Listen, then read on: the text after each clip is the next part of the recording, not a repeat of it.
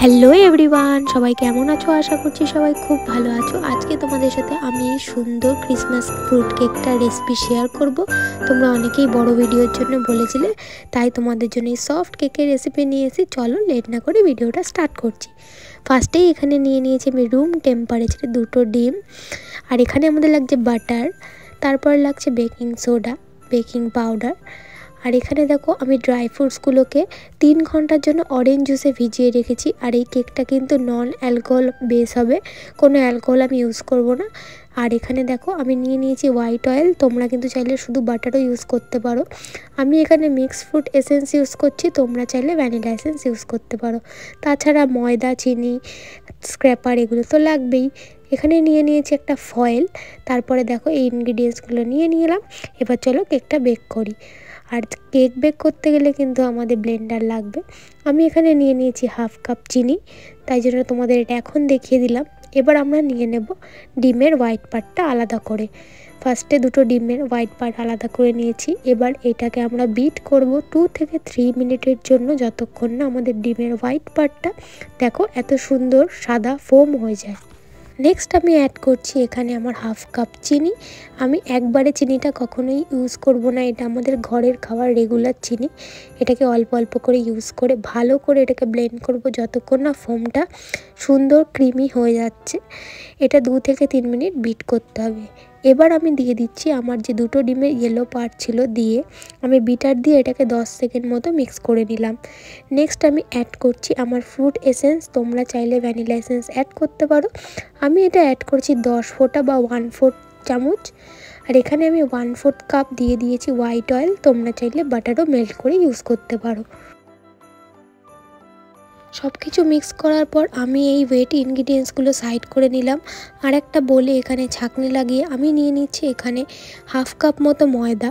আর এখানে নিয়ে নিয়েছি 1/2 টিস্পুন বেকিং পাউডার আর 1/4 টিস্পুন বেকিং সোডা।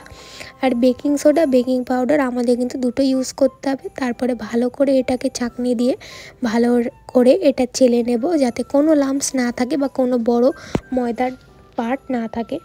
দেন এটাকে ভালো করে মিক্স করে নিচ্ছি, যাতে সব কিছু একসাথে ভালো করে মিক্স হয়ে যায়। এবার দেখো আমি আস্তে আস্তে এর মধ্যে ড্রাই ইনগ্রিডিয়েন্টসগুলো দিয়ে দিলাম। তোমরা চাইলে আরেকবার চেলে নিতে পারো, কিন্তু এটা না চাললেও আমি এটা একবারে দিয়ে দিচ্ছি। এবার আমি স্প্যাচুলা দিয়ে খুব হালকা হাতে মিক্স করব, জোরে জোরে মিক্স করবে না।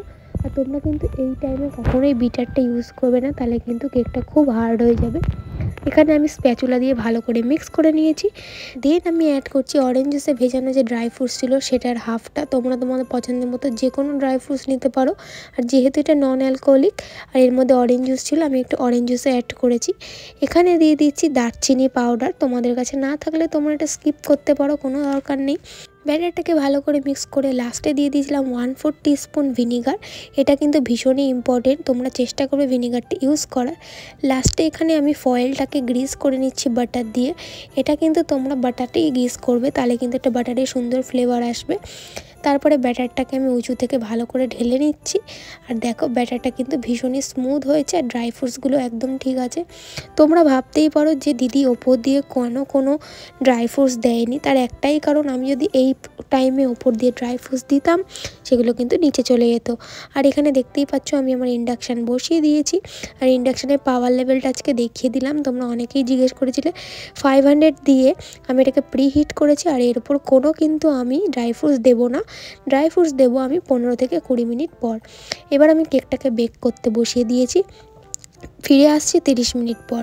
এখানে যে আমি ইনগ্রিডিয়েন্টসগুলো নিয়েছিলাম, এখানে ছিল কিছু কিছু ড্রাই ফ্রুটস, এগুলো আমি ছোটো ছোটো করে কেটে নিয়েছি। তারপরে দেখো এখানে কেকটা অনেকটা বেক হয়ে এসছে। তোমরা কিন্তু কেকটা একটু বেক করার পর তারপরে ড্রাই ফ্রুটস দেবে, নইলে কিন্তু ড্রাই ফ্রুটসগুলো একদমই নিচে চলে যাবে। তোমরা অনেকেই আমাকে বলেছিলে তোমাদের এই প্রবলেমটা ফেস হয়, তার জন্য তোমাদের এটা বললাম। 30 মিনিট বেক করার পর দেখতেই পাচ্ছ আমার কোনো কিন্তু ড্রাই ফ্রুটস নিচে নেমে যায়নি, ওপরেই ভাসছে, কতটা সুন্দর লাগছে। আর এখানে 40 মিনিট বেক করার পর আমার কেকের কালারটা কতটা সুন্দর লাগছে তোমরা দেখতেই পাচ্ছ। তারপরে এই কেকটাকে আমি ভালো করে ঠান্ডা করে নিয়েছি। আর দেখো কেকটা ভীষণ সুন্দর হয়েছে, যতটা সুন্দর দেখতে হয়েছে ততটা সুন্দরই খেতে হয়েছিল। আর এখানে দেখো আমার অটোমেটিকই কিন্তু ফয়েলটা কিন্তু কেক থেকে ছেড়ে এসছে। এটা কিন্তু সবথেকে ভালো একটা উপায়, তোমরা বুঝতে পারবে যে কেকটা খুব সুন্দরভাবে বেক হয়েছে। আর কেকের কালারটা যথেষ্ট ভালো লাগছিল, কোনো ব্রাউন সুগার ছাড়া নর্মাল সুগার দিয়ে তোমরা কিন্তু এত সুন্দর কেকটা বেক করে নিতে পারবে। তারপরে এখানে তোমাদের জন্য আমি কেকটাকে ভালো করে ঠান্ডা করে নিয়েছি। আর এখানে আমি কেকটাকে তোমাদের জন্য কেটেও দেখিয়ে দিচ্ছি। আমি বড় প্যালেট নাইফ পাইনি, তাই ফার্স্টে ঘরের ছুরি দিয়েই কাটছিলাম। আর কেকটা কতটা সফট হয়েছে তোমরা দেখতেই পাচ্ছ। আর এই কেকটার ওজন ছিল প্রায় 1 পাউন্ডের থেকে একটু বেশি। তোমরা কিন্তু এরমভাবে ঘরে বানিয়ে নিতেই পারো। আর এটার টেস্টটাও ছিল ভীষণ সুন্দর, তোমরা দেখতেই পাচ্ছ।